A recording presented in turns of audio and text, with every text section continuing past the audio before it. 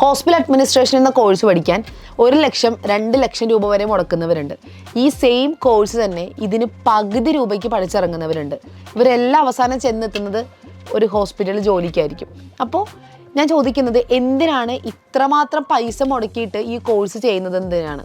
So നിങ്ങൾ ശ്രദ്ധിക്കേണ്ട കാര്യങ്ങൾ, അതായത് നിങ്ങൾ ഇത്തരത്തിലുള്ള കോഴ്സ് പഠിക്കാൻ വേണ്ടിയിട്ട് പ്രിപ്പയർ ചെയ്യുന്ന സമയത്ത് നിങ്ങൾ ചെയ്യേണ്ട കുറച്ച് കാര്യങ്ങൾ ഞാൻ പറഞ്ഞുതരാം.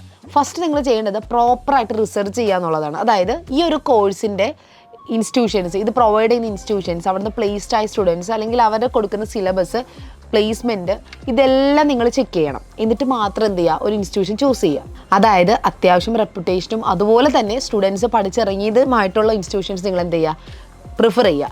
അതുപോലെ തന്നെ നിങ്ങൾ ശ്രദ്ധിക്കേണ്ട മറ്റൊരു കാര്യം, നിങ്ങൾ ഹോസ്പിറ്റൽസിൽ ഇൻറ്റേൺഷിപ്പ് ചെയ്യുക. ഇൻറ്റേൺഷിപ്പ് ചെയ്തതിന് ശേഷം മാത്രം ഒരു ജോബിന് വേണ്ടിയിട്ട് നിങ്ങൾ ഇൻ്റർവ്യൂവിനൊക്കെ പാർട്ടിസിപ്പേറ്റ് ചെയ്യുക എന്നുള്ളതാണ്. കാരണം മെയിനായിട്ട് ഇതിന് വേണ്ടത് പ്രാക്ടിക്കൽ എക്സ്പീരിയൻസ് ആണ്.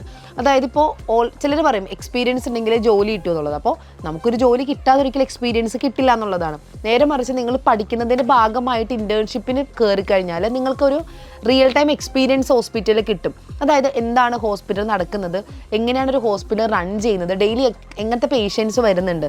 അപ്പോൾ നിങ്ങളിപ്പോൾ ഫ്രണ്ട് ഓഫീസിലാണെങ്കിലും ഏത് ഡിപ്പാർട്ട്മെൻറ്റിലാണെങ്കിലും നിങ്ങൾ ഇൻറ്റേൺഷിപ്പ് ചെയ്യുക. കുറഞ്ഞത് നിങ്ങൾ എന്ത് ചെയ്യുക, 3 months ചെയ്യുക, കൂടിയത് 1 year വരെ ചെയ്യുക. കാരണം നിങ്ങൾക്കൊരു എക്സ്പോഷർ കിട്ടുകയാണ് അവിടെ എന്താണ് നടക്കുന്നത് എന്നുള്ളത്. അങ്ങനെ നിങ്ങൾക്കൊരു റിയൽ ടൈം എക്സ്പോഷർ കിട്ടിക്കഴിയുമ്പോൾ നാളെ നിങ്ങളൊരു ഇൻ്റർവ്യൂവിന് പാർട്ടിസിപ്പേറ്റ് ചെയ്യുന്ന സമയത്ത് നിങ്ങൾക്ക് ആ ഇൻ്റർവ്യൂ നന്നായിട്ട് അറ്റൻഡ് ചെയ്യാനും അത് ഹാക്ക് ചെയ്യാനും സാധിക്കും. നിങ്ങൾ ഇൻ്റേൺഷിപ്പ് ഒന്നും ചെയ്യാതെ ഒരു ഇൻ്റർവ്യൂവിന് ഹോസ്പിറ്റലിലേക്ക് പോയിരിക്കുമ്പോൾ അവർ ചോദിക്കുന്ന പല ചോദ്യങ്ങൾക്കും നിങ്ങൾക്ക് പ്രോപ്പറായിട്ട് ആൻസർ ചെയ്യാനോ അല്ലെങ്കിൽ സൊല്യൂഷൻസ് കൊടുക്കാനോ സാധിച്ചെന്ന് വരില്ല. അപ്പോൾ ഇത്തരത്തിൽ ഇൻറ്റേൺഷിപ്പ് എന്ത് ചെയ്യുക, ഈ ഒരു കോഴ്സ് പഠിച്ചിറങ്ങുന്ന എല്ലാവരും തന്നെ മാൻഡേറ്ററി ആയിട്ട് ചെയ്യണം. പിന്നെ കുറേ സ്റ്റുഡൻസിൻ്റെ കൺസേൺ എന്ന് പറയുന്നത്, ഇത്രയും പൈസ മുടക്കി, അതായത് ഇപ്പോൾ 1 ലക്ഷം 2 ലക്ഷം ഒക്കെ മുടക്കി പഠിച്ചിട്ടും ജോലി കിട്ടുന്നില്ല. ജോലി കിട്ടാനാണല്ലോ നമ്മൾ ഇത്രയും ഒരു ഹ്യൂജ് എമൗണ്ട് ഇൻവെസ്റ്റ് ചെയ്തിട്ട് പഠിക്കുന്നത്. പക്ഷേ പഠിച്ചിറങ്ങുമ്പോൾ ജോലി കിട്ടുന്നില്ല. അപ്പോൾ അതിൻ്റെ കാരണം എന്താണ്? അത് കുറേയെല്ലാം സ്റ്റുഡൻസിൻ്റെ മിസ്അണ്ടർസ്റ്റാൻഡിങ് ആണ്. അതായത് നമ്മൾ ചിന്തിക്കും, നമ്മൾ ഈ കോഴ്സിന് അവിടെ ജോയിൻ ചെയ്ത് കഴിഞ്ഞ് ഞാൻ വെറുതെ ഒന്ന് ഇരുന്ന് കൊടുത്താൽ മതി, എന്നെ അവർ കൊണ്ടുവന്നിട്ട് ഹോസ്പിറ്റലിൻ്റെ ഒരു ബോർഡ് ഓഫ് ഡയറക്ടറിലേക്ക് ജോലിയാക്കി തരും. അതൊരിക്കലും പോസിബിൾ അല്ല. ഓക്കെ, അതായത് നിങ്ങൾ പഠിക്കാൻ തീരുമാനിച്ചിട്ടുണ്ടെങ്കിൽ നിങ്ങൾക്ക് വേണ്ടത് നിങ്ങൾ തന്നെ അവിടെ നിന്ന് സ്റ്റാർട്ട് ചെയ്യുക. നിങ്ങൾക്ക് വേണ്ട കാര്യങ്ങൾ നിങ്ങൾ തന്നെ പഠിച്ചെടുക്കുക. നിങ്ങൾക്ക് വേണ്ടി നിങ്ങൾ തന്നെ റിസർച്ച് ചെയ്യുക. ഒരു സപ്പോർട്ട് മാത്രമായിരിക്കും എപ്പോഴും ഇൻസ്റ്റിറ്റ്യൂഷൻസ് പ്രൊവൈഡ് ചെയ്യുന്നത്. അതായത് ഇപ്പോൾ പ്ലേസ്മെൻറ്റ് അസിസ്റ്റൻസ്, ഇൻറ്റേൺഷിപ്പ് അസിസ്റ്റൻസ്, അല്ലെങ്കിൽ എങ്ങനെ പഠിക്കണം, ഏത് രീതിയിൽ നിങ്ങൾ പ്രാക്ടിക്കൽ കാര്യങ്ങൾ ചെയ്യണം, അങ്ങനെയുള്ള സപ്പോർട്ട് മാത്രമേ ഇവർക്ക് തരാൻ പറ്റുള്ളൂ. അതിൻ്റെ ഒപ്പം തന്നെ നിങ്ങൾ എന്ത് ചെയ്യുക, വളർത്തിയെടുക്കുക. പല സ്കിൽസും, നിങ്ങളുടെ സ്കിൽസ് നിങ്ങൾ അപ്സ്കിൽ ചെയ്യുക. അതുപോലെ ഇൻ്റർവ്യൂ പ്രിപ്പറേഷനും കാര്യങ്ങളൊക്കെ നിങ്ങളൊരു കോഴ്സിന് ജോയിൻ ചെയ്യുന്ന ടൈം തൊട്ടേ സ്റ്റാർട്ട് ചെയ്യുക. നിങ്ങളുടെ കമ്മ്യൂണിക്കേഷൻ നിങ്ങൾ എന്ത് ചെയ്യുക, ബെറ്ററാക്കി കൊണ്ടുവരിക. ഇതൊക്കെയാണ് നിങ്ങൾക്ക് ഒരു ഇൻ്റർവ്യൂ ഹാക്ക് ചെയ്യാൻ വേണ്ടി ചെയ്യാൻ കഴിയുന്നത്. അപ്പോൾ ഒരിക്കലും മിക്കവരും പറയുന്നത് അത് ഇത് തന്നെയാണ്. അതായത് അവർ പ്രോപ്പറായിട്ട് ഇതൊന്നും ചെയ്യില്ല, കോഴ്സ് പഠിച്ചിറങ്ങി ജോലി കിട്ടിയില്ല. അതായിരിക്കും എൻഡ് ഓഫ് ദ ഡേ പറയുന്നത്. അതിൻ്റെ ബാക്കിൽ വന്ന റീസൺ എന്ന് പറയുന്നത് ഇതാണ്. സോ നിങ്ങൾ ഇത്തരത്തിലൊരു കോഴ്സ് ചൂസ് ചെയ്യുന്ന സമയത്ത് വെറുതെ ആ കോഴ്സിൽ ഉള്ള കണ്ടൻറ്റ് മാത്രം പഠിച്ച് തീർക്കാതെ പ്രാക്ടിക്കൽ, അതായത് നിങ്ങൾക്കിപ്പോൾ അറിയാം, ഇപ്പോൾ ChatGPT, ജെമിനി, അങ്ങനെ എവിടെയാണെങ്കിലും സോഷ്യൽ മീഡിയ പ്ലാറ്റ്ഫോംസ് യൂസ് ചെയ്ത് നിങ്ങൾക്ക് എന്ത് ചെയ്യാം, ഇതിനെക്കുറിച്ച് കൂടുതൽ ഡീപ്പായിട്ട് മനസ്സിലാക്കാൻ സാധിക്കും. അപ്പോൾ നിങ്ങൾക്ക് ഈ അവൈലബിലിറ്റീസ് ഉണ്ട് ഒരുപാട് കാര്യങ്ങൾക്ക്.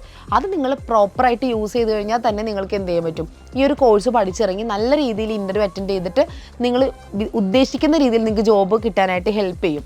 കൂടെ നിങ്ങൾ നോക്കേണ്ട ഒരു കാര്യം, നേരത്തെ പറഞ്ഞ പോലെ നിങ്ങളൊരു കോഴ്സിന് ജോയിൻ ചെയ്യാൻ പോകുന്ന സമയത്ത്, ഈ ഒരു കോഴ്സിന് ജോയിൻ ചെയ്യാൻ പോകുന്ന സമയത്ത് നിങ്ങൾ അന്വേഷിക്കുക, ഈ ഒരു കോഴ്സ് മാത്രമാണോ, എനിക്ക് ആഡ് ഓൺ കോഴ്സസ് എന്തെങ്കിലും കിട്ടുന്നുണ്ടോ, അപ്പ് സ്കില്ലിംഗ് കോഴ്സസ് അവർ കൂടെ പ്രൊവൈഡ് ചെയ്യുന്നുണ്ടോ എന്നുള്ളതൊക്കെ ഒന്ന് നിങ്ങൾ അന്വേഷിച്ച് അങ്ങനെ നോക്കുക. അതായത് നിങ്ങൾക്കിത് ചൂസ് ചെയ്യുമ്പോൾ നിങ്ങൾക്ക് അവിടെ നിന്ന് കിട്ടുന്ന ഒരു എക്സ്ട്രാ ബെനിഫിറ്റ് എന്താണെന്നും കൂടി നിങ്ങൾ അന്വേഷിച്ച് മനസ്സിലാക്കി മാത്രം എന്ത് ചെയ്യുക, ഇത്തരത്തിലുള്ള കോഴ്സസിൽ ജോയിൻ ചെയ്യുക. For example communicative English classes, അതുപോലെ ഓഫീസ് ഓട്ടോമേഷൻ, അതായത് നമ്മുടെ വേർഡ്, എക്സൽ, അതിനെക്കുറിച്ചുള്ള ക്ലാസ്സസ്, സോഫ്റ്റ്വെയർ ക്ലാസ്സസ്, ഇതെല്ലാം കൂടി അവർ ഇതിൻ്റെ കൂടെ നിങ്ങൾക്ക് ഫ്രീ ആയിട്ട് തരുന്നുണ്ടോ എന്നുള്ളത് നിങ്ങൾ അന്വേഷിച്ച് ഉറപ്പ് വരുത്തിയതിന് ശേഷം മാത്രം എന്ത് ചെയ്യുക, ഇത്തരത്തിലുള്ള കോഴ്സുകളൊക്കെ ചൂസ് ചെയ്യുക. സോ നമ്മുടെ 2025 കഴിഞ്ഞ് 2026 കടക്കുമ്പോൾ ഒരുപാട് നമ്മുടെ അധ്യയന വർഷവും കൂടി ഒരു 3-4 മാസത്തിന് ശേഷം അവസാനിക്കുകയാണ്. അപ്പോൾ +2 കഴിയാൻ പോകുന്നവരും അതുപോലെ ഡിഗ്രി കഴിയാൻ പോകുന്നവരൊക്കെ ഓർത്തിരിക്കേണ്ട കുറച്ച് കാര്യങ്ങളാണ് ഞാൻ പറഞ്ഞത്. നിങ്ങൾ നെക്സ്റ്റ് ഒരു ഓപ്ഷൻ നോക്കുന്ന സമയത്ത് വെറുതെ അവൾ പറഞ്ഞു, അവൻ പറഞ്ഞു, കൂട്ടുകാരൻ പറഞ്ഞു, വീട്ടുകാർ പറഞ്ഞു, നാട്ടുകാർ പറഞ്ഞു എന്ന് പറഞ്ഞിട്ട് പോയി ജോയിൻ ചെയ്യാതെ